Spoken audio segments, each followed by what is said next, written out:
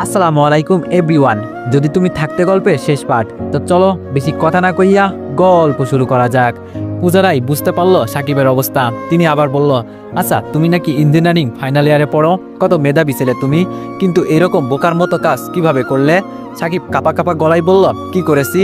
পূজারাই ফিকে হেসে বলল, এই যে একটা মেয়ের সাথে রিলেশন করলে, তার কাছে কি একবারও জিজ্ঞেস করনি তার অতীত, তার লেখাপড়া, তার ধর্ম? সাকিব পূজারায়ের প্রশ্নের উত্তর দিতে পারছে না, যেন ভিতর থেকে আটকে আসছে। অনেকক্ষণ পর সাকিব বলল, জিজ্ঞেস করেছি কিন্তু রূপা এড়িয়ে গেছে। পূজারাই বলল, এড়িয়ে যাওয়াটা অস্বাভাবিক কিছু না। সররূপা তো নিজে এইসব প্রশ্নের জবাব জানে না, কারণ ব্রেনে আঘাতের কারণে নিজের অতীত ভুলে যাওয়ার মানুষটা কিভাবে এইসব জানবে বলো? একজন সাইকিয়াট্রিস্টের বাসায় ট্রিটমেন্ট করার জন্য থাকা একটা মেয়ের সাথে তোমার মতো একটা ম্যাচুয়ার ছেলে কিভাবে সম্পর্কে জড়ালো? সাকিবের মাথায় আবার যেন বাস পড়ল।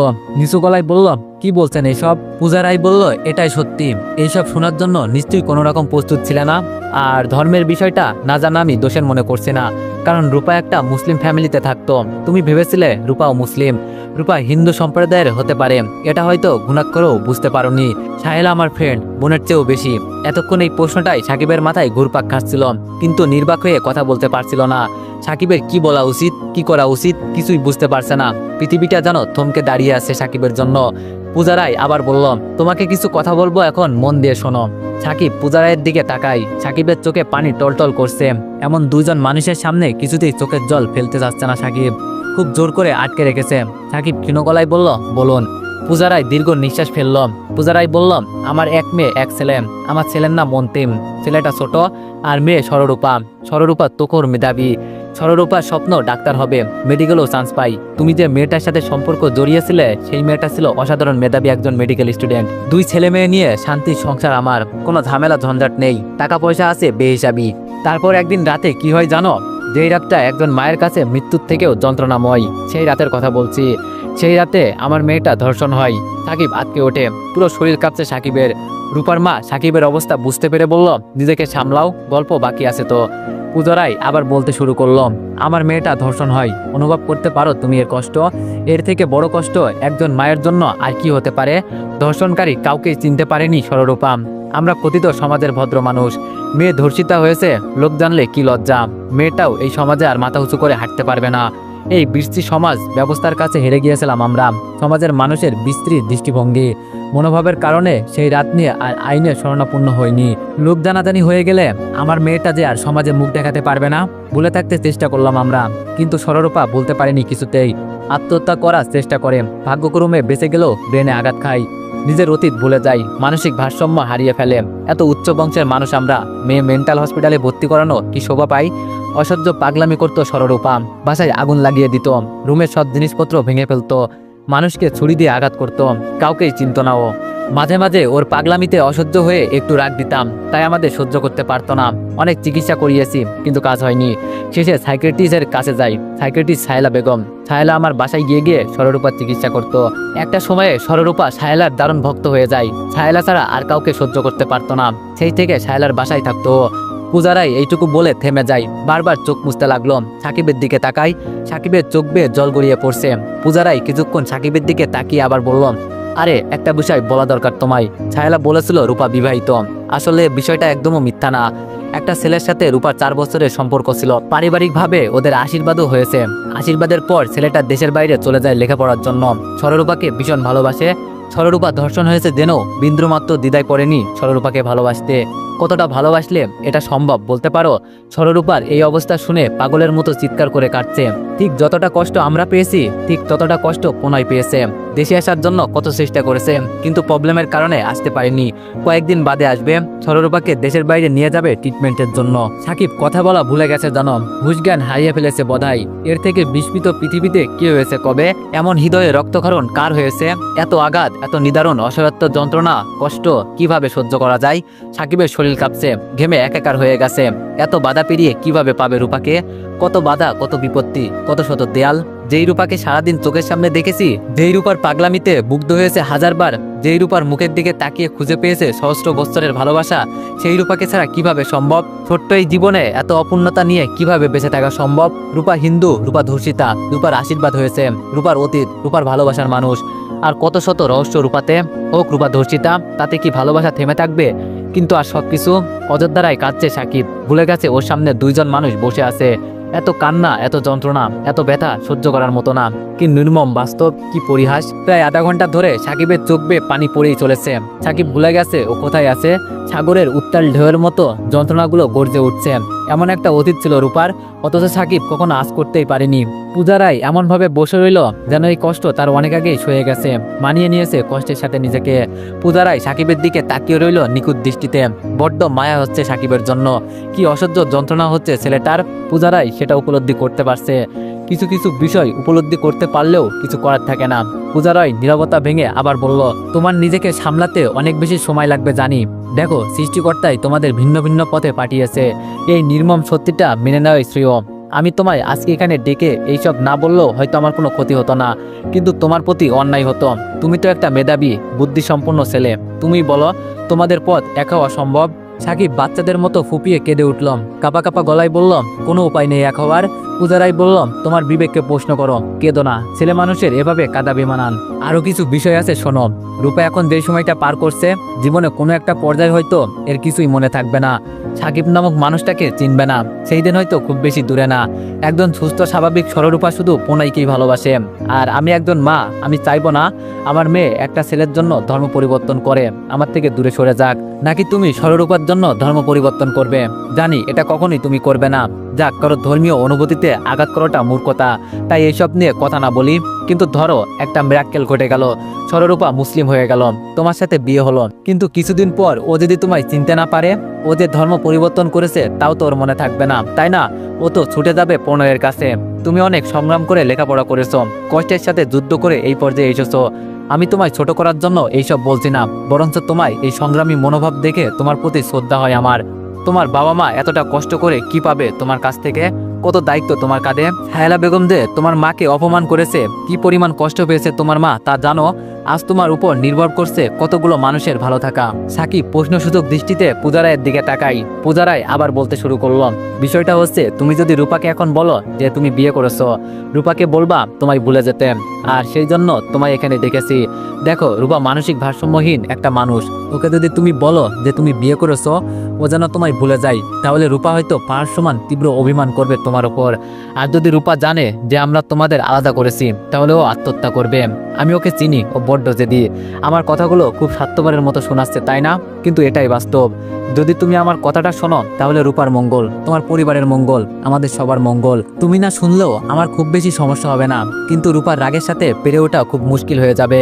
রূপাকে ঘুমের ইঞ্জেকশন দিয়ে ঘুম পাড়িয়ে রেখেছে, এখন কয়েকদিন বাদে ওকে ট্রিটমেন্টের জন্য দেশের বাইরে নিয়ে যাব, কিন্তু ও এভাবে পাগলামি করতে থাকলে কোথাও নেওয়া সম্ভব না। তাই তোমায় ডেকেছে এখানে। তোমার এই হেল্পটুকু আমাদের খুব প্রয়োজন। আর কতটা সহ্য যন্ত্রণা করবে ও বলো?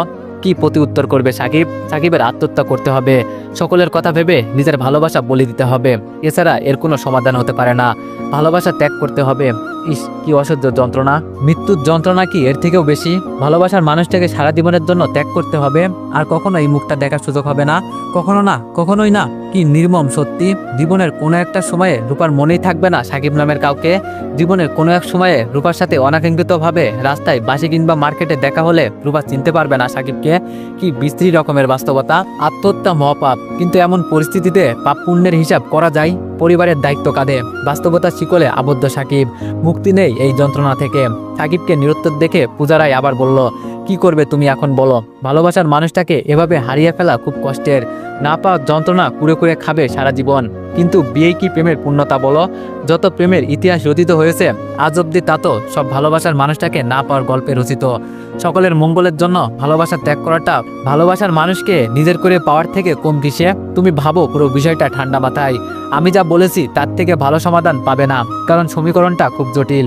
এমন জটিল সমীকরণের সমাধান ভালোবাসার মানুষটাকে ভুলে যাওয়া। একজন সুস্থ স্বাভাবিক সরলরূপা তো শুধু প্রণয়কেই ভালোবাসে। কি করা উচিত সাকিবের তা স্পষ্ট কাচের মতো স্পষ্ট, কিন্তু উচিত কাজটা তো করা খুবই কঠিন। এত কঠোর বাস্তবতার মুখোমুখি হবে প্রচন্ড রকমের যন্ত্রণা হচ্ছে সাকিবের। সাকিবের এই জটিল সমীকরণ থেকে পালিয়ে বাঁচতে ইচ্ছা করছে, আগের দিনগুলো ফিরে পেতে ইচ্ছা করছে। এগুলো যেন স্বপ্নের মতো নিছক হয়ে যায়, কিন্তু তা কি আদৌ সম্ভব? ভিতর থেকে দম বন্ধ হয়ে আসছে সাকিবের। ভালোবাসার মানুষকে হারিয়ে অনেক মানুষ কষ্ট নিয়ে বেঁচে থাকে, কিন্তু এভাবে ভালোবাসার মানুষকে হারিয়ে কিভাবে বেঁচে থাকা যায়? এভাবে কি কেউ কখনো হারিয়েছে তার মানুষটাকে? সব বাধা ব্যবধান বিপত্তি মিরাক্কেলের মতো শেষ হয়ে যাক, কিন্তু তা কি আদৌ হবে কখনো? সাকিব আচমকা পূজা রায়ের পায়ের কাছে লুটিয়ে পড়ে, হাত জোর করে বলে, প্লিজ কিছু একটা করুন, আমি রূপাকে ছাড়া বাঁচতে পারবো না, কিছুতেই না। এই সত্য, এই বাস্তব সবকিছু মিছে হয়ে যাক। পূজা রায় চেয়ার থেকে উঠে পা সরিয়ে নেয়। সাকিব এমনটা করবে বুঝতে পারেনি। ছায়ালা বেগম হাঁ করে তাকিয়ে রইল। ফ্যাকাশে মুখে বসে আছে রূপা। পৃথিবীর সব রং যেন বিবর্ণ হয়ে গেছে। পৃথিবীটা ধূসর কিংবা সাদা কালো হয়ে গেছে। কোনো কিছুতেই রং খুঁজে পায় না রূপা। সাকিববিহীন দুদূর মরুভূমি সবটা, সব স্বপ্নগুলো মেঘে আবচ্ছন্ন হয়ে গেছে। নেই কোনো চঞ্চলতা, চপলতা কিংবা প্রাণবন্ধতা। এক অসীম শূন্যতায় নিজেকে হারিয়ে ফেলছে রূপা। কান্না করা ভুলে গেছে, যেন অতি শোকে পাথর হয়ে গেছে। কি করে সাকিবকে ছাড়া থাকা সম্ভব? রুমে কারোর উপস্থিতি টের পেয়ে চোখ তুলে তাকায় রূপা। নিচু স্বরে বলল, সাকিব। সাকিবকে দেখে কেন যেন কোনো ভাবান্তর নেই। রূপার ধারণা সাকিব আসবে কোত্থেকে? এ হয়তো নিছক কল্পনা। সাকিব এক দৃষ্টিতে রূপার দিকে তাকিয়ে আছে। চুলগুলো উস্কো খুস্কো হয়ে আছে রূপার, চোখের নিচে কালো হয়ে গেছে, মুখটা একদম ফ্যাকাশে। সাকিবের চোখ আবার ভিজা যাচ্ছে। রূপা অন্যদিকে তাকিয়ে আছে। রূপা কেন সাকিবকে দেখে কোনো রিয়াক্ট করলো না? সাকিব বুঝতে পারছে না। চোখ ভরে নিজের মানুষটাকে দেখে নিচ্ছে সাকিব। কি যে মায়া রূপাতে, কি যে মোহ, এ ভুলবে কেমনে সাকিব? কি যে ভালোবাসা রূপার দৃষ্টিতে। স্বপ্নগুলো আস্তে পড়ে আত্মদান করছে, অনুভূতিগুলো দুকড়ে কাটছে, প্রিয়কে নিয়ে সুখে থাকার কল্পনাগুলো আজ হেরে যাচ্ছে। আহা কি যন্ত্রণা। রূপা আবার তাকিয়ে সাকিবকে দেখতে পাই। রূপা আবার ভাবে এ নিছক কল্পনা বই কি। সাকিবও নিজের অস্তিত্ব প্রমাণ করতে চাচ্ছে না। ভালোবাসাটা ত্যাগ করার আগে প্রিয় মুখটা দেখে নিচ্ছে চোখ ভরে। রক্তক্ষরণ হচ্ছে সাকিবের বুক জুড়ে, ভূমিকম্পে কম্পিত হচ্ছে সাকিবের পৃথিবী। সাকিব কাঁপা কাঁপা গলায় বলল, রূপা। রূপা এবার সাকিবের দিকে তাকাই, বিস্ময়ে হতবাক হয়ে গেল। সত্যি কি এসেছে সাকিব, নাকি এই কণ্ঠটাও কল্পনা? সাকিব আবার বলল, কি হলো রূপা, কথা বলছো না কেন? রূপা হুমড়ি খেয়ে খাট থেকে নেমে ঝাঁপিয়ে পড়ে সাকিবের বুকে। রূপার পুরো শরীর কাঁপছে থরথরিয়ে। সাকিবের পুরো শরীরও কাঁপছে। শরীরের সমস্ত শক্তি দিয়ে দুইজন দুইজনকে জড়িয়ে ধরে রাখে। কেউ কোনো কথা বলছে না। কিছুক্ষণ পর নিজেকে সামলে নিয়ে দূরে সরে যায় সাকিব। রূপার নিজের গায়ে চিমটি কেটে বলল, সত্যি এসেছো? সাকিব বলল, হ্যাঁ সত্যি এসেছি। রূপার ফ্যাকাশে মুখে সূর্যের লালচে আভা ছড়িয়ে পড়ে। নদীর ঢেউয়ের মতো উত্তাল হয়ে যায় খুশিতে। রূপার বিবর্ণ ধূসর পৃথিবীটা মুহূর্তেই রঙিন হয়ে ওঠে। রূপার স্বপ্নগুলো সতেজ হয়ে ওঠে। রূপা জানে না কিছুক্ষণ পর সব আনন্দগুলো লাশ হয়ে যাবে। সাকিব শুধু ছলছল চোখে রূপার দিকে তাকিয়ে আছে। এই প্রিয় মুখটা ভুলতে হবে সারা জীবনের জন্য। এই মানুষটাকে কখনো নিজের করে পাওয়া হবে না। সাকিব লুকিয়ে চোখের পানি মোছে। না, কিছুতেই রূপার সামনে কাঁদা যাবে না। রূপা দৌড়ে দৌড়ে শ্বাস নিতে লাগলো উত্তেজনায়। কি বলবে বুঝে উঠতে পারছে না। সাকিবের বুকে এলোপাতারি কিলঘুষি মারতে লাগলো। বাচ্চাদের মতো ফুপিয়ে ফুপিয়ে কাঁদতে লাগলো। রূপা বলল, তুমি নাকি বিয়ে করেছো? আম্মু বলল। আমি মোটেও বিশ্বাস করিনি। আমি জানতাম তুমি আসবে। এই বলে হাঁপাতে থাকে রূপা, যেন দম বন্ধ হয়ে যাবে। সাকিব বলল, ক্ষমা করো আমায় রূপা, তোমার আম্মু ঠিকই বলেছে, আমি সত্যি বিয়ে করেছি, ভুলে যেও আমায়। রূপার দিকে আর তাকালো না সাকিব। এইটুকু বলেই সামনে পা বাড়ালো।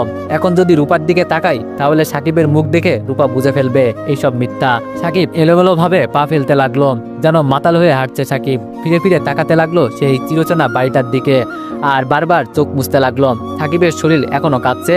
সেই বারান্দা, সেই ছাদ, কত শত স্মৃতি, কত সহস্র ভালোবাসা মায়া। রাস্তার মানুষগুলো সাকিবের দিকে তাকাচ্ছে ফিরে ফিরে। সবার কাছে কান্নাটা বেমানান লাগছে। সাকিবের চিৎকার দিয়ে কাঁদতে ইচ্ছা করছে। রাস্তায় আস্তে পড়ে আত্মদান করতে ইচ্ছা করছে। এত চাপা কান্নায় বুকটা আরো ভারী হয়ে গেছে সাকিবের। আর কখনো দেখবে না রূপাকে। ভালোবাসার গল্প এই পর্যন্তই সমাপ্ত। আর কোনো আশা নেই। সুস্থ হয়ে ভুলে যাবে রূপা সাকিবকে। রূপার জীবনে গল্পে থাকবে না সাকিব নামক কোনো অধ্যায়, কোনো অনুভূতি। রূপা তার ভালোবাসার মানুষ পুনয়ের সাথে সংসার করবে। কোনো কথা থাকবে না এই নিয়ে। সব কত যন্ত্রণা কষ্ট সাকিবের গল্পে।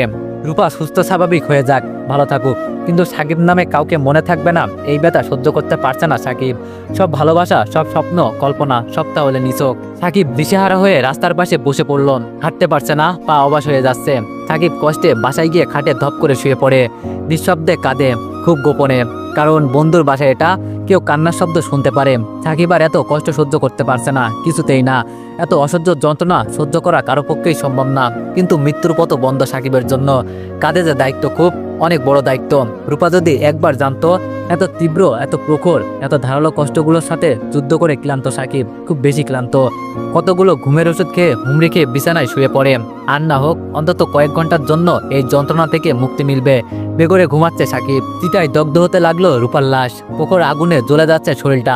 সুস্থ স্বাভাবিক সররূপা হয়তো ভালোবাসতো প্রণয়কে, কিন্তু মানসিক ভারসাম্যহীন রূপা কিভাবে থাকবে সাকিবকে ছাড়া? পূজারাই এটা কেন ভাবেনি? চারিদিকে কালো ধোঁয়ায় ছেয়ে যাচ্ছে, আবচ্ছন্ন হয়ে যাচ্ছে সবকিছু। সাকিব যদি একবার জানতো তার ভালোবাসার মানুষটা আগুনের চিতায় দগ্ধ হচ্ছে, কিভাবে দেখতো এই দৃশ্য, কিভাবে সহ্য করত, কিভাবে নিজেকে সামলাতো। সাকিব কখনোই জানবে না বেঁচে নেই প্রিয় মুখটা, আগুনে ঝলসে যাচ্ছে সেই মুখটা। সাকিব হয়তো ভাববে রূপাকে দেশের বাইরে নিয়ে গেছে চিকিৎসার জন্য, সুস্থ হয়ে ঘর সংসার করছে রূপা। সাকিব তো জানে না ওর মানুষটা বড্ড বেশি জেদি। সাকিব জানে না বেঁচে নেই সে আর। কি তীব্র অভিমানে চলে গেল, শেষবারের মতো দেখতে পারলো না একবার সেই মায়াময়ীকে, যার থুতনির নিচে কুচকালো তিলটা ছিল। চিতার আগুন ধীরে ধীরে শেষ হয়ে আসছে, শরীরটা পোড়ানো শেষ রূপার, নেই কোথাও এখন রূপা নামের অস্তিত্বটা। আগুনও কেমন ক্লান্ত হয়ে নিভে যাচ্ছে, চারিদিকে ধোঁয়াগুলোও নেই এখন, ধোঁয়ার আবচ্ছন্ন জায়গাটাও পরিষ্কার হয়ে আসছে। আজ খুব বেশি অস্থির লাগছে সাকিবের, অনেক বেশি। কেন এমন লাগছে বুঝতে পারছে না সাকিবেরও বারবার মনে হতে লাগলো রূপা ঠিক আছে তো। তো এভরিওয়ান, গল্পটা এখানেই সমাপ্ত। সব গল্পেই পূর্ণতা থাকে না, কিছু কিছু গল্পে অপূর্ণতা নিয়েই শেষ হয়। তো এরকমই একটা গল্প ছিল, আশা করি তোমাদের অনেক ভালো লাগছে। তো সবাই নেক্সট গল্পের জন্য অপেক্ষা করো। ধন্যবাদ।